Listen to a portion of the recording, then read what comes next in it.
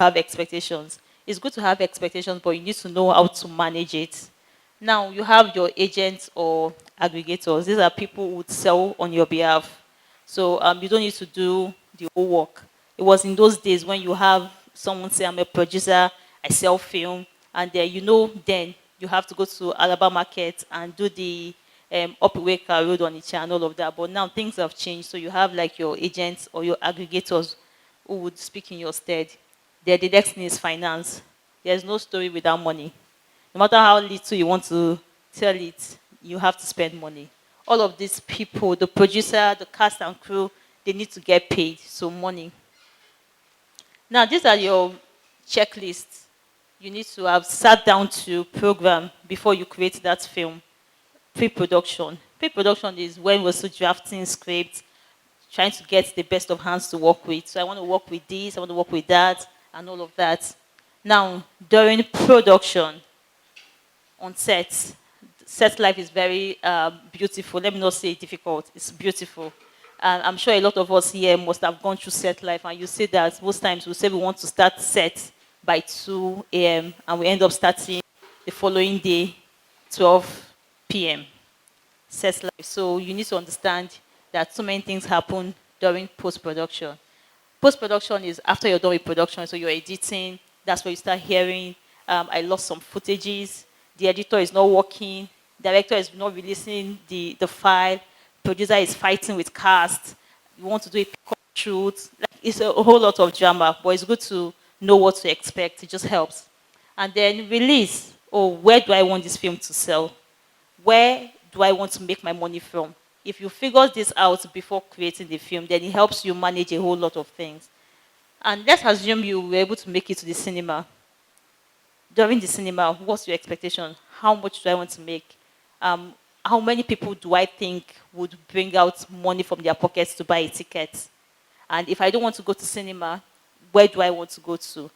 Oh, I got a Netflix deal. How many people would use their data to watch your film? Or would they watch a Bridgerton over your film? Okay, I couldn't get Netflix. I got an African Magic deal, or I got Star Times and all of that. It would be nice for you to ask these platforms, what is the turnover? Do people really watch your films? And all of that, yeah. After release, what next? Now, I'll just talk about strategies really fast. Now, what's a good marketing strategy? Someone will say, when everybody in this room knows that I'm releasing a film, that's a good marketing strategy. You're not wrong, you're not right. It's a strategy, but at the end of the day, can it convert? We all know that a particular film will come out, but are we going to bring out money to watch this film? So if we're not going to bring it out, are we going to say this strategy is failed? That's a question that we'll get to how to answer it. We'll find out how to answer it. Now, positioning. This is something that the distributors are very particular about. We position movies because we know that if you do not do this, you will just release a film and you would not see the returns. So when we say positioning, you look at something that is particular to this film, something that can entice people, something that can make this film different from the other. Every day people are producing movies. Every day people get a job of, I'm a director, I'm the DOP, I'm this and that. But what is that difference in content A that content B would derive more satisfaction and then more returns? Now, this is where we call the distributors. Distributors will tell you, we have to position this film rightly. We need to look at the dates. We need to look at what we can do to make this film stand out. Now, consumer, this is where the problem is.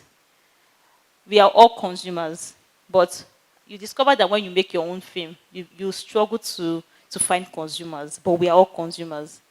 People will tell you on the side, oh, you created a good film, you've done something beautiful, but when it's time to support the film, you don't see all these people. Why?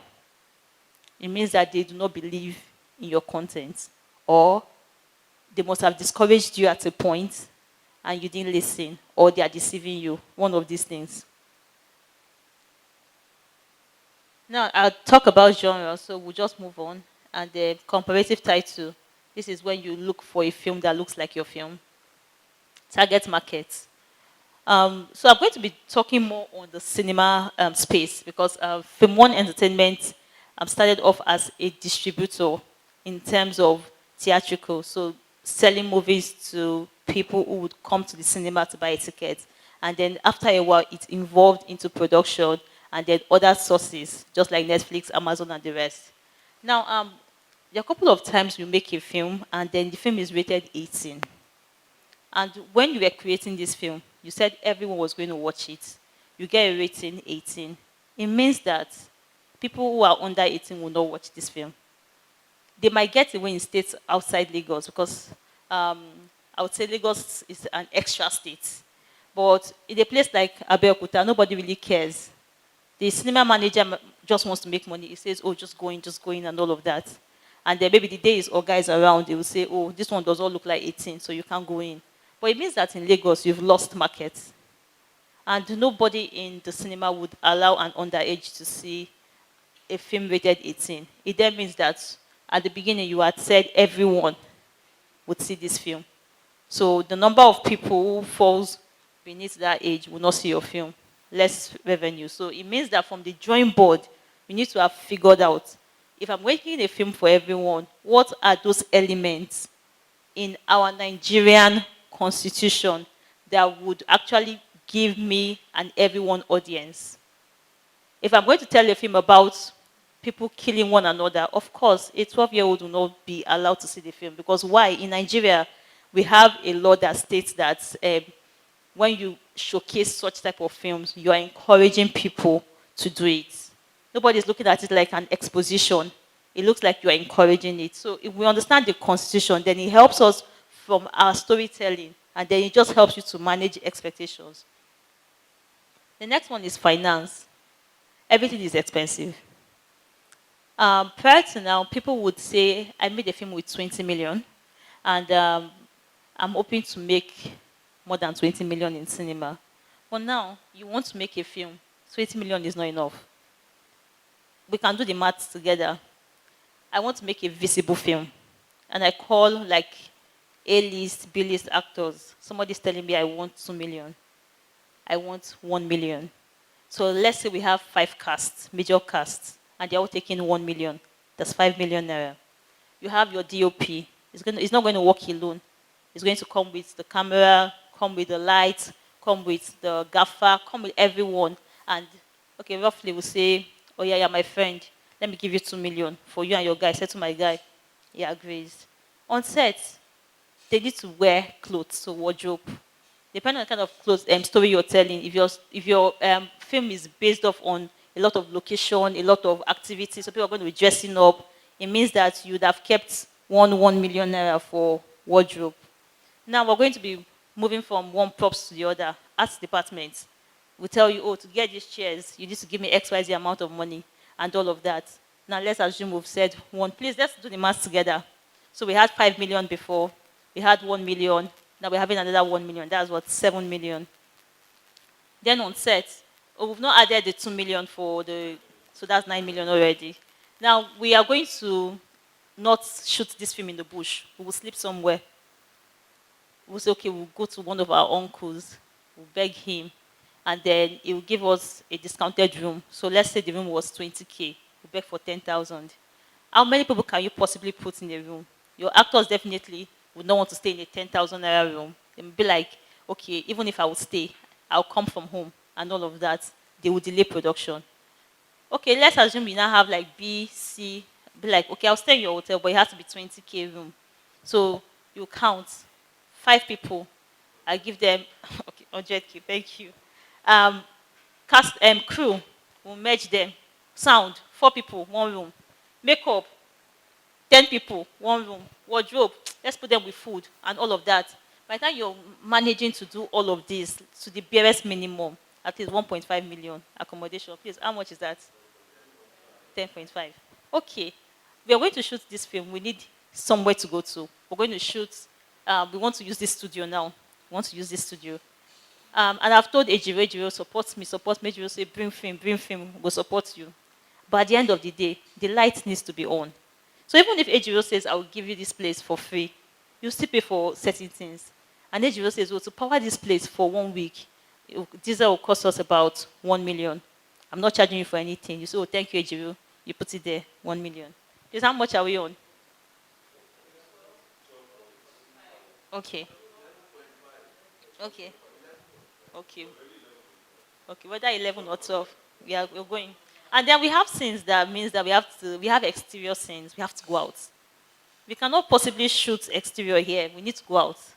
We need like places that HBO cannot provide. It means we have to go to somewhere and rent. And this one is like, you want to use my shop. 1 hour is 150K. If you're going to spend 5 hours here, so you do the mathematics. 5 times 1 times 150 is what? 750. You say, oh, okay, give me discount. Say, okay, fine, I'll give you. Yeah, my friend, 500K. You add it. Now, you're supposed to go to shoot. Your actor comes very late. Your 5 hours are started counting. You've not shot anything. Or you've just gone into some issues. The card is not reading. For some reasons, card is not reading. Or for some reasons, the DOP is nowhere to be found. Or director don't fight. One thing or the other. Or money finish. That's, okay, manage. That guy gave us, he says, okay, I'm going to charge for extra time. You beg. So you have paid 200K. 500 plus 200. That's 700. How much are we on again? Okay. And we go chop for this set. Because if there's no chop, work no go continue. Now, how much is a decent plate of food? Like a decent plate of food. 1.5. Let's just put that 1.5. And then on set, you have about, let's say small set, you're managing 50 people on set. So 50 by 1.5. Are you going to eat once a day? So 3 times a day for the number of weeks that you want to shoot for. So 2 weeks. Let's do the math again. You add it. Remember our budget was 20 million. We've done that. Then also, when the DOP was paying his guys, remember he was going to rent cameras. So that 2 million that you gave DOP was not for cameras. It was just to settle his guys. Now camera will say, okay, you want to shoot for 1-2 weeks. I'll give you. Sometimes you can spend on equipment 10 million, 5 million, because that's where the bulk of the money goes to. So let's assume you got good discount for 5 million. How much is that? Okay. Okay. Okay. Okay. Okay, so okay, so it means that 4 years ago, my 20 million and present day cannot make a film. So I need to double the money. I'm looking for 40 million. I collect money from Ejiro. I collect money from Dobra. I collect money from my guy. And then we are like, how many investors now? We have 4 investors. So we brought 10 million. And then we managed to shoot this film. We've managed. We didn't do all our plans when we should. We finished making the film. We don't know where to sell the film to. We now go to multi-choice. Multi-choice says, you have a beautiful film. Well done. I'll get back to you. Multi-choice says, okay, I'll give you 1 million exclusive. Exclusive for 1 year. It means that only multi-choice will show that film. For 1 year, you're not giving anybody. Please, how can you pay everybody you've collected money from? So these are the kind of questions that we need to ask ourselves before we go into production. If you're not able to figure all of this, I will tell you, use that money and buy land. Use that money and roast fish. Sell food, you will see your money. No, because you see somebody celebrating, I made XYZ amount. Those people, they've done their own work. Most of us, we don't do these things. We just go into it and say, I have passion. I have a dream. If you're going to have passion, if you're going to follow it, it means that you need to have thought of all of these things before creating it. And if along the line you were not aware and you created it, you need to now find knowledge so that you don't make mistakes and sell to multi-choice. And then you now come back and say, FilmOne, please put it in the cinema. Of course, FilmOne will not put it in the cinema. It's already gone to TV. So it means that you've lost that audience.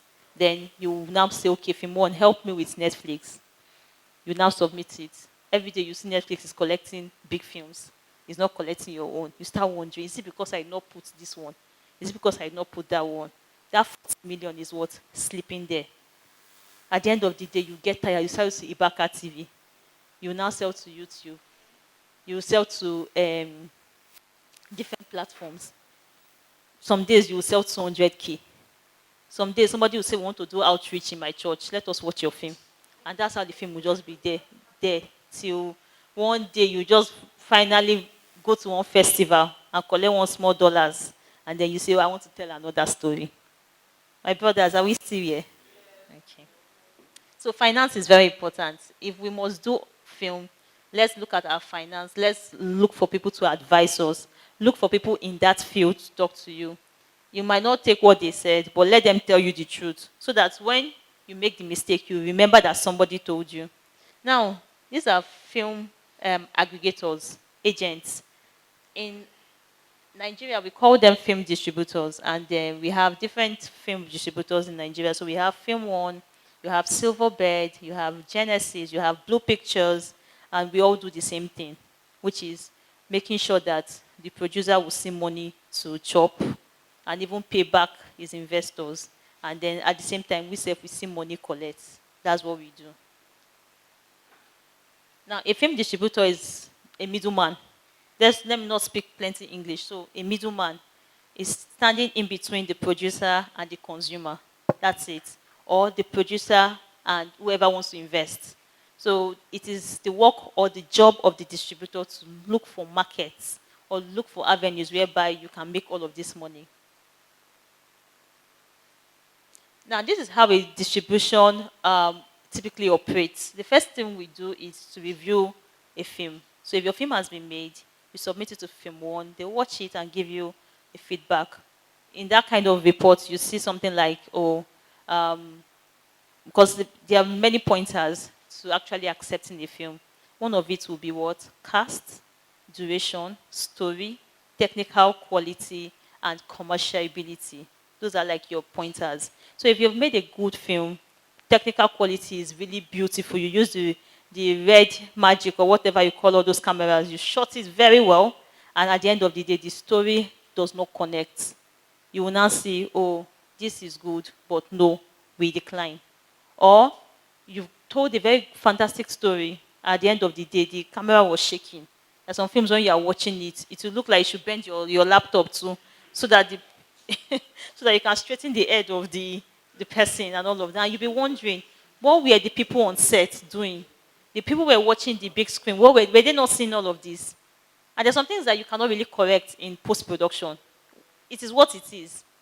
So sometimes technical quality is where you may fall short and your film might not be accepted. At times it might be duration. Somebody says, I'm telling a feature film. You bring 3 hours. 3 hours of a film and say, if I remove this part, the film will lose. If this part is important to the film. So you now say every scene is important to the film. Even when you get a report like, I think you need to shorten it and reduce some things and all of that, you see producers saying, no, this part is very important. This part reminds me of, like everybody is so emotionally connected to their story. It's good to be connected to this, but if it's not going to pay your bills, then the connection is not working. So you cannot do a 3 hours movie and come to cinema. Marvel will do that because they are who they are. Even if it's to come and push all these chairs now, kill everybody for 3 hours, we'll watch it and glorify them. But try it here. Nobody will encourage you. So we are not yet there. Let us try to make films that would at least keep people engaged. 1 hour. If you can do 1 hour, because when you go to the cinema, there will be adverts. So sometimes adverts will take about 20 minutes, and then your film is now 2 hours. So it means it's 2 hours, 20 minutes. A lot of people come to the cinema pressing their phones. They are on social media. So if the film is not captivating, from the first 10 minutes, you've lost them. And you see them, they are doing something else. Some people will sleep off. It is these people that you're relying on for word of mouth. When they are coming out of the cinema, in fact, they are angry that they spent money on tickets. In fact, they bought popcorn. They entered Uber. They brought a babe. You spend like 10K, finish. The babe no follow you go out. She no follow you go out. Spend 10K. The film no sweet.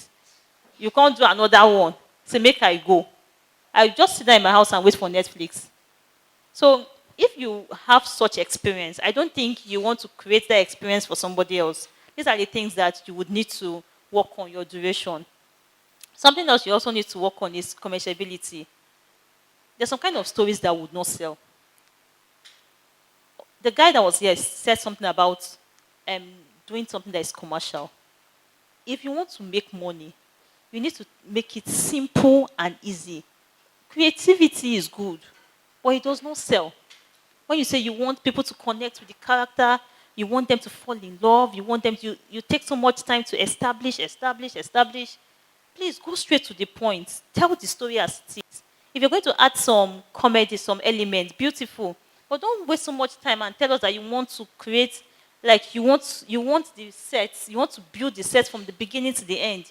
You want the angle shot to look like this. You want, by the time you do all of that, you're not able to sell your film because you spent so much time on the aesthetics and you forgot the story.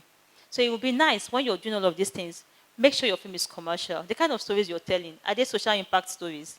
If you're going to tell me stories about social injustice, it will not sell. People just want to come and laugh.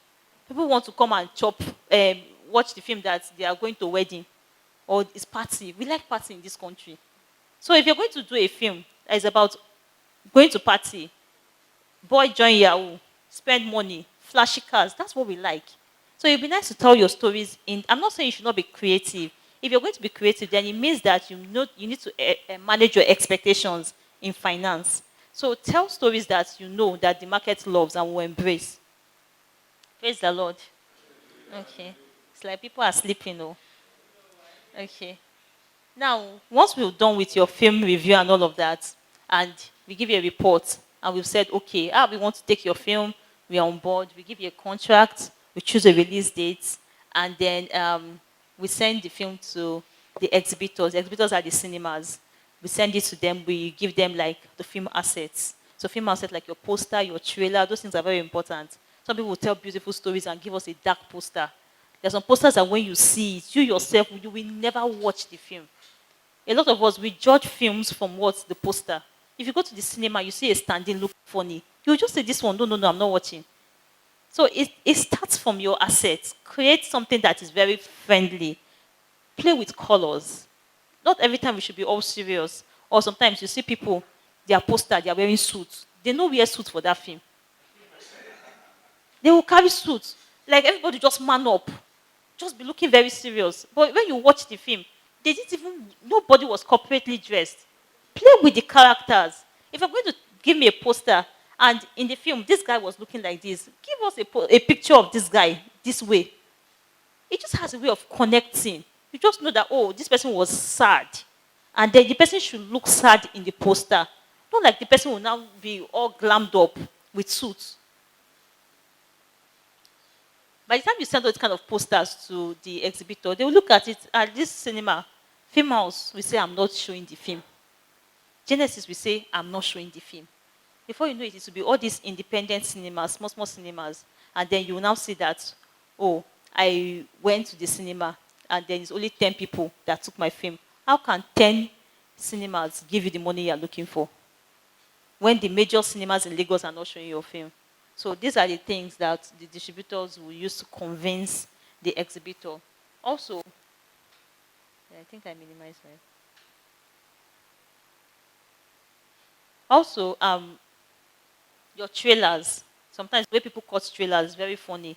No connection. You watch trailer, you don't understand the film. You could not get one message from the trailer. You just see people running. We can run around in this country. We run around. At the end of the day, coming soon. You have not told anything. So let's try as much as possible. Let's tell a story in our trailers, in our teaser. You want to tease people.